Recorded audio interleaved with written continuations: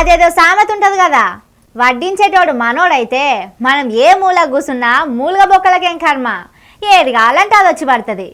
Same అట్లనే అధికారం మన చేతిలో ఉంటే ఏదైనా చేయొచ్చు. ఆడియోలు వీడియోలకు అడ్డంగా దొరికిపోయినా కోర్టుల ముందు తప్పించుకోవచ్చట. ఇది మనం చెప్పే ముచ్చట కాదుల్లో. ఓ పెద్ద సారు సాక్ష్యాలతో సహా నిన్న మీడియా ముంగడికి వచ్చి మాట్లాడిండు. గాయనేవలో మీరే చూడుర్రి.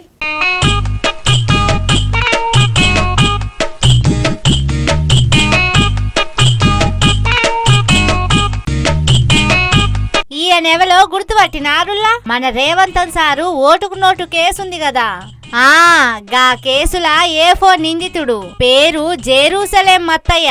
మరి గీయనెందుకు ఇప్పుడు మీడియా ముందుకొచ్చిందంటే ఆ కేసులో అడ్డంగా దొరికిన రేవంతన్ సారు సీఎం అయిండు. గీ కేసు కర్త కర్మ క్రియ అంతా వెనకల ఉండి నడిపించిన చంద్రాలు సారు పక్క రాష్ట్రం ఏపీకి 2 మాటల ముఖ్యమంత్రి అయిండు. అయితే వీళ్ళిద్దరు కలిసి ఇప్పుడు అధికారాన్ని అడ్డం పెట్టుకొని గా ఓటుకు నోటు కేసును మొత్తానికి కొట్టేపించుకుంటేందుకు కుట్రలు చేస్తుర్రట. ఈ కేసులో నుంచి చంద్రబాబు పేరు, రేవంత్ రెడ్డి పేరు శాశ్వతంగా తీసివేయించుకోవడానికి ఇప్పుడున్న అధికారాన్ని తెలంగాణ రాష్ట్ర ప్రభుత్వం ద్వారా ఇప్పుడున్న కాంగ్రెస్ ముఖ్యమంత్రి రేవంత్ రెడ్డి దుర్వినియోగం చేయడానికి కేసులు సుప్రీంకోర్టులో కేసును త్వరితంగా విచారణకు వచ్చే విధంగా వాదింపజేసిండు. అసలు ఆ కేసు ఫైల్ అయిపోయింది, దానికి నేనే సాక్ష్యం. సర్టిఫైడ్ కాపీ కావాలని పిటిషన్ వేస్తే నా పేరు మీద ఫైల్ దొరకలేదన్నారు. అంతేకాదు ఈయనతోని తప్పుడు వాగ్మూలం ఇప్పించిన వాళ్ళకు కూడా మంచి మంచి పదవులు ఇచ్చిరట. ఇన్ కెమెరా ప్రొసీడింగ్ ఒప్పించి కనకమేడల అని చెప్పి ఒక అడ్వకేట్, సాధారణ అడ్వకేట్ ఆయన రాజ్యసభ సీటు తీసుకున్నారు.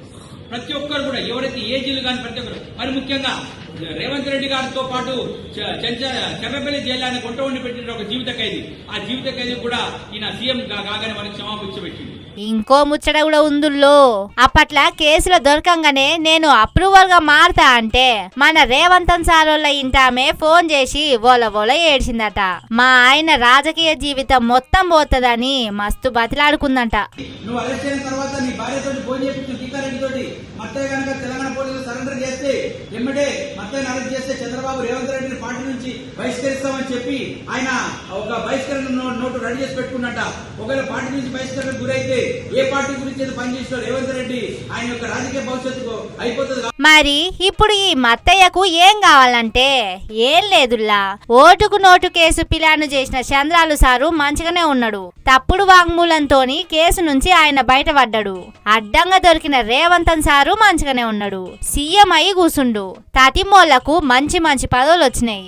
నన్ను మాత్రం మొత్తం రోడ్డు మీద పడేసిర్రు. అందుకే ఈ కేసు మొత్తానికే మళ్ళా దర్యాప్తు చేయాలని సుప్రీంకోర్టు పెద్ద జడ్జి సార్కు ఓ ఉత్తరం రాసి ఆ టెంక గిట్ల మీడియా ముందుకొచ్చి ఆయన గోసంతా ఎల్లబోసుకుండు.